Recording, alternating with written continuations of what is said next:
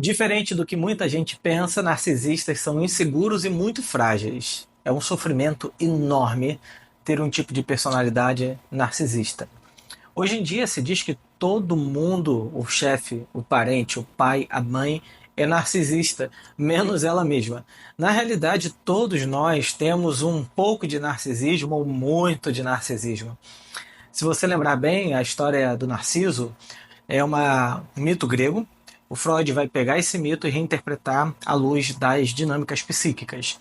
Você lembra que o Narciso é alguém que morre afogado olhando no espelho d'água a sua própria imagem, dando a entender a ideia de que o narcisista é alguém que se olha demais. Bom, para o Freud é importante algum depósito narcísico que sustenta a nossa personalidade, que nos ajuda a nos diferenciar um dos outros, sabendo eu sou eu e não sou ele. Essa é, na verdade, uma parte mais evoluída, digamos assim, no nosso narcisismo.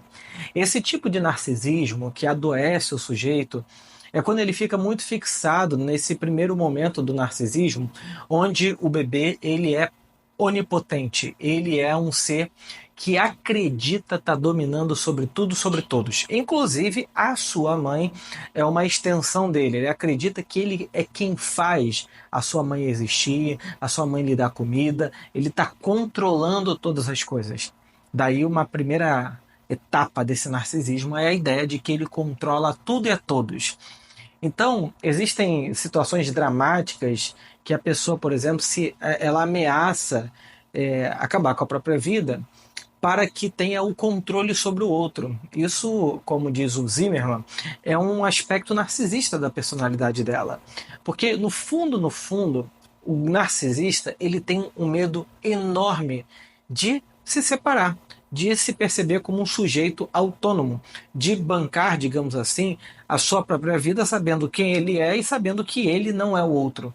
No fundo, o narcisista adora a ideia do controle. Por exemplo, ele acredita que ele controla os outros, ele controla o pensamento dos outros, ele controla todo mundo.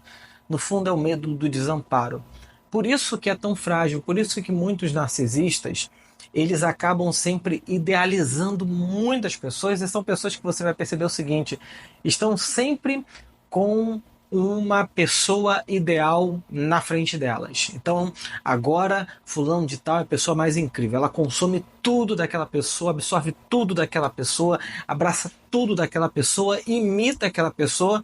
De repente, ela vai lá, desvaloriza aquela pessoa que ela está idealizando e muda. Agora, ela se antes ela gostava de rock, agora é pagode. Pagode é a melhor coisa do mundo. Agora sai do pagode é cinema, sai do cinema.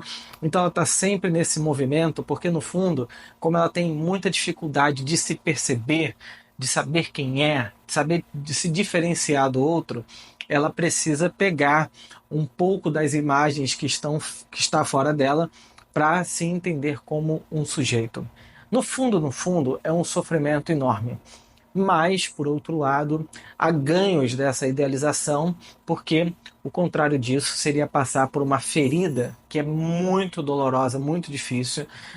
Muitas crianças passam por momentos depressivos, inclusive, por conta dessa ferida narcísica, mas é importantíssima para que se reconheçam como sujeitos, para que se reconheçam e se diferenciem. E a coisa mais maravilhosa que ela pode ter na vida é viver com essa ferida narcísica, aprendendo limitações, aprendendo limites, aprendendo que ela tem coisas importantes, mas que ela não consegue ser tudo para todo mundo. Ela precisa de outras pessoas, né? Então, o narcisista é alguém que sofre muito, no final das contas.